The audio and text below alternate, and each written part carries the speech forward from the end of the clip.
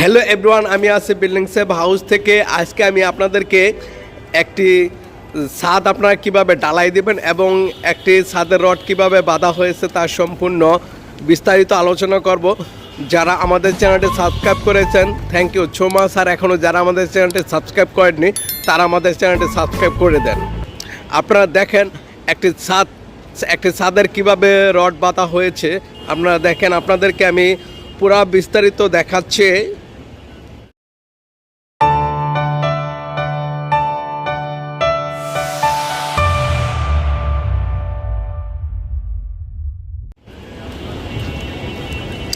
আপনারা দেখেন, আমরা কিন্তু এই রডটা বাঁধছি। আপনারা দেখেন, আমরা এই রডের কিন্তু স্টেট রডগুলো দিয়েছি, বাইন্ডার এবং এই বাইন্ডার রড এবং মেইন রড স্টেট রডগুলো দিয়েছে 10 মিলি 5 ইঞ্চি 5 ইঞ্চি সেন্টার টু সেন্টার। আপনারা দেখেন 10 মিলি 5 ইঞ্চি সেন্টার টু সেন্টার দিয়েছি। এরপর আমরা কিন্তু এক্সট্রা টপ দিয়েছি, আমরা এক্সট্রা টপ বাইন্ডার দিয়েছি। আপনারা দেখেন, এই যে আপনারা দেখেন, আমরা কিন্তু এক্সট্রা টপ বাইন্ডার দিয়েছি এবং এক্সট্রা টপ দিয়েছি। আপনারা দেখেন সাইডে কিন্তু একটা করে এক্সট্রা টপ দিয়েছি। আমরা সাইডে একটা করে এক্সট্রা টপ দিয়েছি এবং কিন্তু এই মাঝখানের সাইডে কিন্তু 2টা করে এক্সট্রা টপ দিয়েছি। আপনারা দেখেন, মাঝখানের সাইডে কিন্তু আমরা 2টা করে এক্সট্রা টপ দিয়েছি। আপনারা দেখেন, ছাদ কিন্তু আপনারা এভাবেই বাঁধবেন এবং ছাদের রডগুলো চেক করবেন যে ডিজাইনে কি লেখা আছে এবং ছাদে কি পরিমাণ রড দেওয়া হয়েছে। ডিজাইনে যেটা দেওয়া আছে ছাদে সেটা দেওয়া আছে কিনা সেটা আপনারা চেক করবেন। আপনারা দেখেন, আমরা সাইড দিয়ে কিন্তু একটা করে এক্সট্রা টপ দিয়েছি।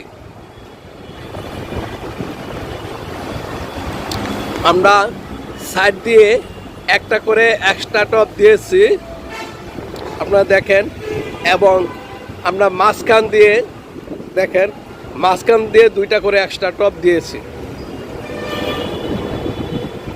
এরপর আমরা ক্লিয়ার কভার দিয়েছি। আমাদের এই ছাদটা কিন্তু 5.5 ইঞ্চি ঢালাই করা হবে।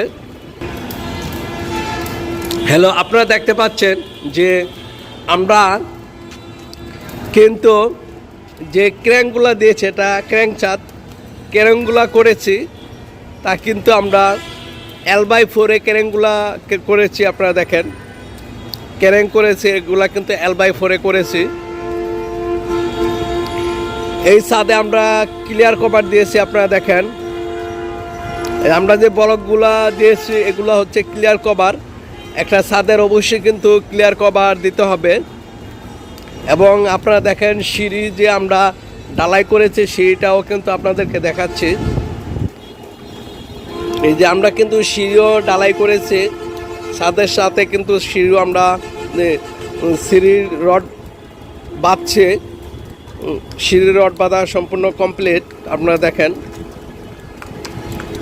এইভাবে আপনারা একটা ছাদ কিন্তু বাঁধার সময় লক্ষ্য করবেন ছাদটি কীভাবে বাঁধা হয়েছে।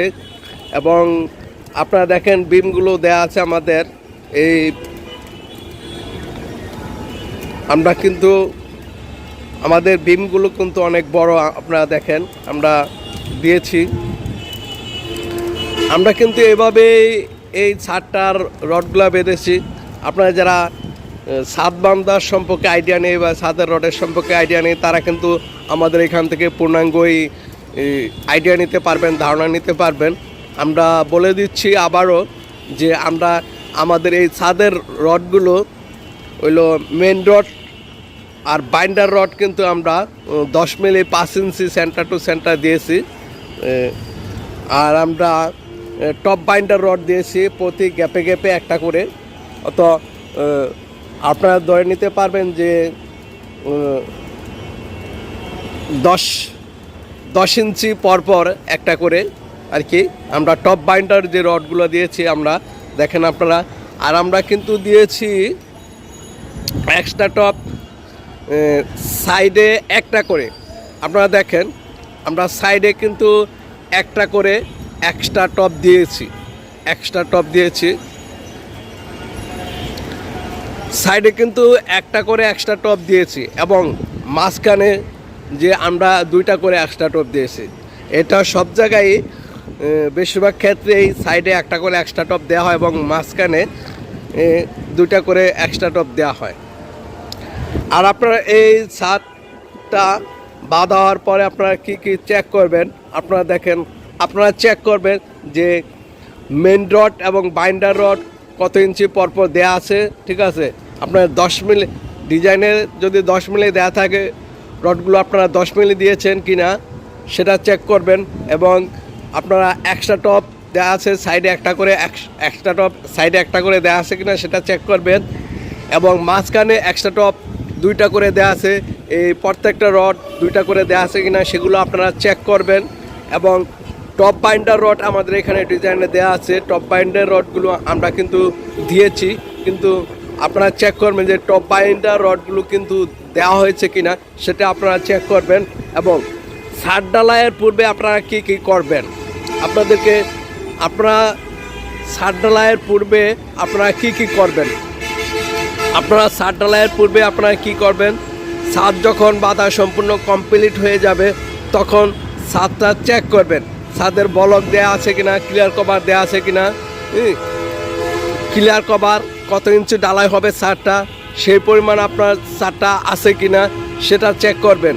এরপর আপনারা কি করবেন, ছাদটা সম্পূর্ণ চেক করার পরে বাঁধা ঠিক মতো হয়েছে কিনা, যে জায়গায় বাঁধা হয়নি সেখানে মিস্ত্রিদেরকে দিয়ে রড বাঁধিয়ে দিবেন।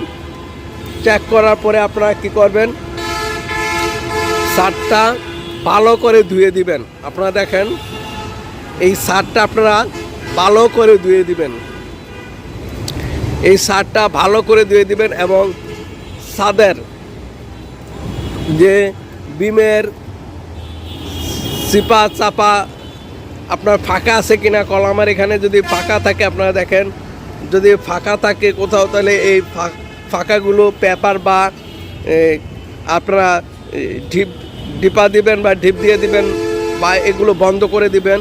কোথাও যদি কলামের সাইডে বা বিমের কাঠের শাটারিংয়ের ক্ষেত্রে যদি কোনো ফাঁকা থাকে তো ফাঁকা স্থানগুলো কিন্তু আপনারা বন্ধ করে দিবেন। বন্ধ করে দিলে ব্লেডিং হবে না। আর যদি আপনারা বন্ধ না করেন তাহলে কিন্তু সিমেন্ট বালির অনুপাত এগুলো কিন্তু বের হয়ে যাবে, বের হয়ে যে কিন্তু আপনার ছাদের অনেকটাই ক্ষতি করবে। যার কারণে এগুলো বন্ধ করে দিবেন। যেখানেই দেখবেন শাটারিংয়ের এখানে এবং বিমের কাঠের এখানে ফাঁকা স্থান রয়েছে সেখানে এই ফাঁকা স্থানগুলো আপনারা বন্ধ করে দিবেন। বন্ধ করে দিয়ে আপনারা এই ছাদটা পুরো ধুয়ে দিবেন, ছাদটা পুরো পরিষ্কার করে দেবেন। ছাদের সিটের ভিতরে যাতে কোনো ময়লা না থাকে আপনারা কিন্তু সেগুলো সম্পূর্ণভাবে লেবার দিয়ে পরিষ্কার করে দিবেন। পরিষ্কার করে দিয়ে যখন আপনার একটা দিন ঠিক করবেন, যে দিনটি আপনার ভালো আবহাওয়া ভালো থাকে সেই দিনে কিন্তু আপনারা একটি ছাদ সম্পূর্ণভাবে ঢালাই করতে পারবেন। আপনারা যদি ছাদ ঢালাই দেওয়ার তারিখ নির্ধারণ করেন তাহলে আপনারা দেখবেন কোন দিন আকাশের আবহাওয়া ভালো থাকে সেদিন আপনারা এই ছাদ ঢালাই দেবেন।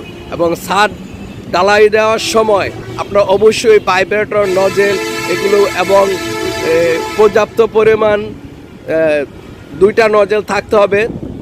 একটা ইলেকট্রিক যদি জেনারেটর থাকে, যদি বিদ্যুৎ না থাকে তাহলে জেনারেটরের ব্যবস্থা করে আপনারা কিন্তু ওই ভাইব্রেটর চালাতে পারবেন।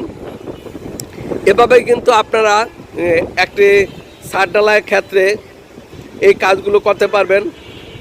আপনারা ছাদ ঢালাইয়ের দিন অবশ্যই সব কিছু চেক দিয়ে নেবেন এবং ভাইব্রেটর ভালোভাবে করবেন যাতে কোনো হানিকম না হয়, বিমে অথবা ছাদে কোনো হানিকম বের না হয় সেই দিকটা আপনারা লক্ষ্য করবেন। এবং আপনারা ভাইব্রেটর ভালো করে দিবেন, লেবারদেরকে বলে দিবেন তারা যাতে ভালোভাবে ভাইব্রেটর মারে এবং ঢালাই সুন্দরভাবে করবেন। এভাবে আপনারা কিন্তু একটি ছাদ ঢালাই দিতে পারবেন, খুব সহজে ছাদের রড বাধাই করতে পারবেন, ছাদের চেকগুলো করতে পারবেন। তাহলে আজকে এ পর্যন্তই, আল্লাহ হাফেজ।